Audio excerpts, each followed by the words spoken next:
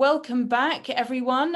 It is my pleasure to introduce the next session. That we have Jeff Shuren, the director of the FDA, and he is presenting on bringing innovative medical technologies to patients.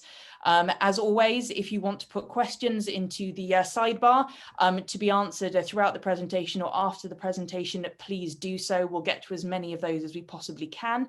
But without further ado, Jeff, over to you. Well, thank you. Hello, everyone. I wanted to talk to you about the future of health tech innovation and safety in the US from a medical device perspective. And certainly innovation in health tech, it means more than just being novel or new. There's got to be value to patients and consumers. And from a US FDA perspective, that means the technology is safe and effective, and it addresses an unmet patient need, or it's safer or more effective than other alternatives out on the marketplace. And so too, innovation and safety are really two sides of the same coin. And one of the big questions before us is, what will the US marketplace be like for health tech post-COVID-19? And certainly going to see that clinical care settings become more digital and integrated, and clinical care and clinical trials increasingly are going to be performed, in the home settings at work, being performed remotely, and due to telemedicine and wearables, devices that are interoperable with remote capabilities, clinical decision support software, and other health tech. And I think we have an opportunity to learn from the pandemic on ways that we can help facilitate that trajectory, but also address some concerning trends that we're seeing that could impact that pathway and adversely affect future patients and consumer care. And that's going to involve some bold choices, and dare I say, being innovative and risk-taking on the part of government, industry, and the clinical community. Now, today, we are seeing more innovative technologies coming over to the US earlier, first than we did a decade ago. In fact, in 2020, US FDA approved over 100 novel medical devices as compared to 28 novel device approvals back in 2010.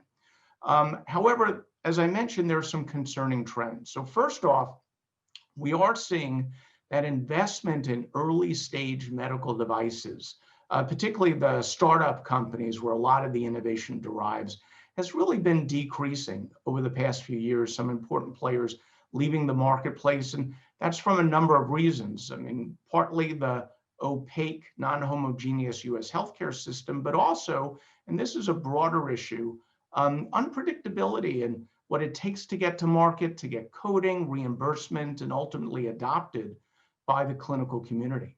And so too, on the reimbursement side, we can see reimbursement that's an order of magnitude lower for medical devices as compared to drugs for the same indication, even if those devices provide greater value. And then generating clinical data is becoming increasingly more expensive and time-consuming, and also traditional clinical trials, particularly in med tech, typically are not going to give you the true benefit risk profile of that device, nor are they reflective of the variety of populations that will use that device or have it used on them. And you often don't get those answers until the technology is out there and being used in real world settings. And then the US regulatory pathways to market are over 4 decades old. And they're really not fit for purpose for some of the technologies we see today, and certainly emerging technologies for the future. Now, this is not a unique issue for the US, but it is something we need to address.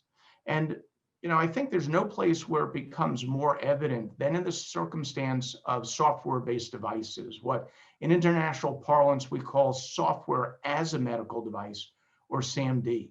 And unlike drugs, medical devices need to be continually modified to best serve patients. In case of interoperable SaMD, may need to see modifications being made every few weeks or so in order to continue to assure patient safety and cybersecurity.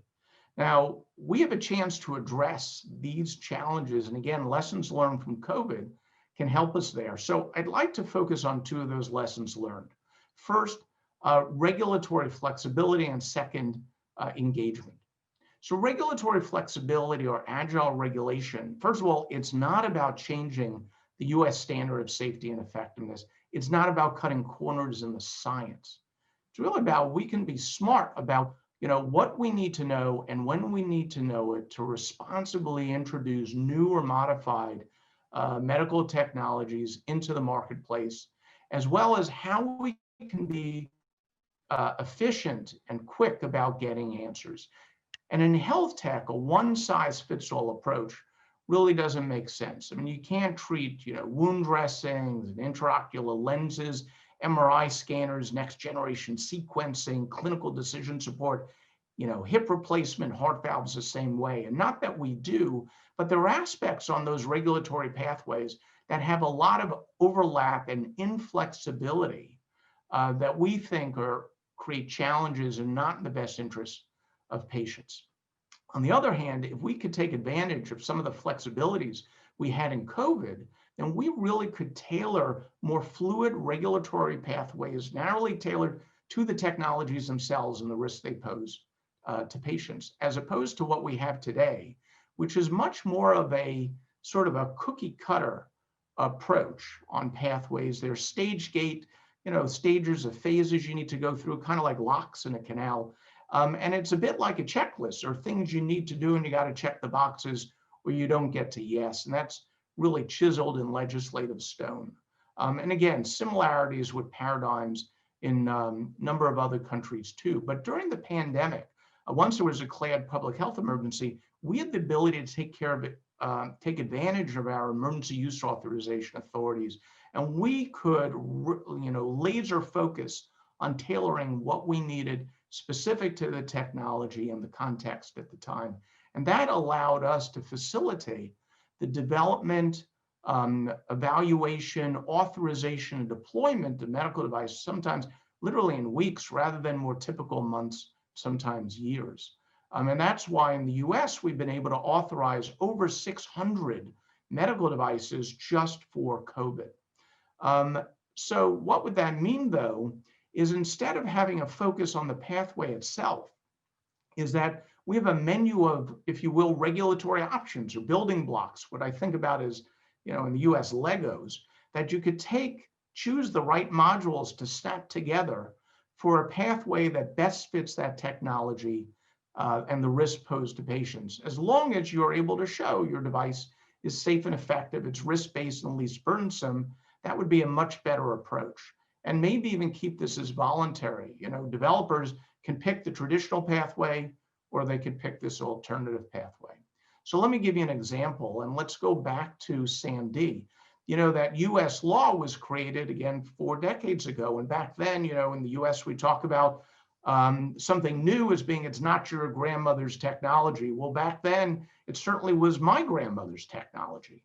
And so a lot of it was simpler hardware, and you're dealing with slower innovation cycles. You can take apart that technology, basic engineering, better understand and apply that knowledge, to similar devices. But of course, in SAMD, more rapid innovation cycles, and you can take apart software, the codes, understand some things, but not quite so applicable on other algorithms. You really need a new paradigm. So in the US, what we've been doing is piloting some new approaches. Now, if you go through the airport, there are different pathways if, US or global travelers, but a lot of it looks at, do you have a good track record? Are you a good person? And if you are, something, in the US we call pre-check, you get to go through the line fast. So we've been applying this approach, we call it pre-cert, for SAMD, and we look at the developer rather than simply just the technology. Things like there are capabilities on software design, clinical evaluation, and cybersecurity. And if they do well on that, that answers a lot of questions we typically ask when we're looking at the particular technology. And if we have confidence here, then we may be able to streamline what we need pre-market, be a lot more fluid. And then apply a new risk framework that we and other countries develop as part of the International Medical Device Regulators Forum, or IMDRF. And this is now a global approach on risk for these SAMD technologies. So linking those together and then hooking them up with metrics, key performance indicators that we would report out to the public. Now, we've already taken this kind of approach, if you will, in proposing how we address changes being made in machine learning, that if we have confidence with that developer in a change protocol that they put together, and what steps they'll take on validation, then we may not need to see those changes being made by the technology, and instead let that go ahead and happen. So now the next stage is linking this up with the collection of data post-market, but not in your clinical trial sense. Can we have a more fluid collection of real-world data on performance? And essentially learning about this as it's out there in real-world use, feed that back, again, report out to the public. And if you do this, it incentivizes and rewards those developers who are doing a good job. There's greater public confidence in the products because there's much more transparency and a more continuous report out on the companies, on the product. And ultimately, that's a big win for patients. But that does mean that as the FDA, we also have to change a little bit, become a bit more of a data and analysis hub with information coming in on a more continuous basis, essentially like a transit control center. You're looking at all the trains, the metros, and if things look good, it's a green light, you keep going fast. If there's some issues, well, maybe you slow down, it's a yellow, big problems, it's a red, and you have to stop. Now, we're already taking steps in the US to go here in some respects. We're building out the IT capabilities, and we also just recently launched our Digital Health Center of Excellence. That is a virtual center in the Medical Device Center. We have dedicated staff, and we have other experts across the Medical Device Center who come together to drive predictability and consistency, serve as a support for other parts of the FDA, expand our partnerships and collaborations with outside stakeholders, and serve as an innovation hub for different regulatory paradigms around SAMD. And this focus on the developer is something we've also proposed in a new framework for in vitro diagnostics. And it's a hallmark for a new program we're standing up on device quality called the Voluntary Improvement Program, that's based on leveraging maturity model excellence appraisals used in other industries that we, with the US medtech industry, have modified for medical devices and now piloted on over 60 facilities, and have shown that those companies are finding great value, greater focus on continuing improvement in quality, safer devices, but at the same time, increased efficiency and productivity and reductions in the bottom line. Again, great win for patients. Second lesson learned is around engagement. What we did in COVID is we took our approach to working collaboratively with developers for breakthrough devices and essentially put it on steroids. We were giving opportunities for developers to hook up with their reviewers and essentially informally ask questions by phone, by email. Certainly early on in the pandemic, with less authorization requests coming in, can get answers literally in the day, sometimes multiple back and forths in that same day. The opportunity for rolling review. If you have evidence, send it to us. Don't wait until you have everything done. For a period of time, we had a 1-800 24/7 hotline. Anybody could call to ask a question and get an answer. And we hold webinars at least weekly for different developers, particularly focused on tests, where we give updates on what's happening, and we open her up for questions. And to date, we've held over 50 of these kinds of webinars. And this kind of engagement has been essential in getting important technologies to patients quickly. Now, traditionally, we offer a number of opportunities to get advice from the FDA experts, but often they're more formal, they can be time delayed, and they're very much focused on the regulatory questions posed by the developer. But we certainly know that, particularly for startups and their investors, they need predictability that goes beyond regulatory questions. Things like ways to efficiently generate evidence, what to do about and understand patient and provider perspectives, coding, reimbursement, and then adoption in the marketplace. And if we can facilitate on that predictability and helping on that kind of planning, then we will see more innovative technologies in the marketplace. Patients will have earlier access, greater incentives for investors to get back into medtech, and more and better targets for large companies to acquire. And again, that's a big win for patients. But to have that kind of predictability really means that maybe the FDA is offering a new kind of, what really is a consultancy service.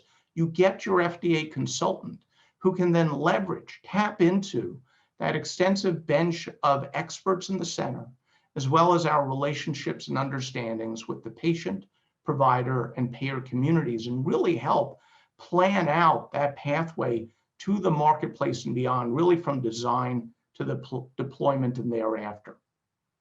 And so those are some of the lessons learned from COVID, and what that really means is should be moving towards more of this agile regulation with regulatory building blocks or Legos like pre-cert and real-world learning systems, and then the FDA moving towards being much more of a data and analysis hub and providing a total product lifecycle consultancy service.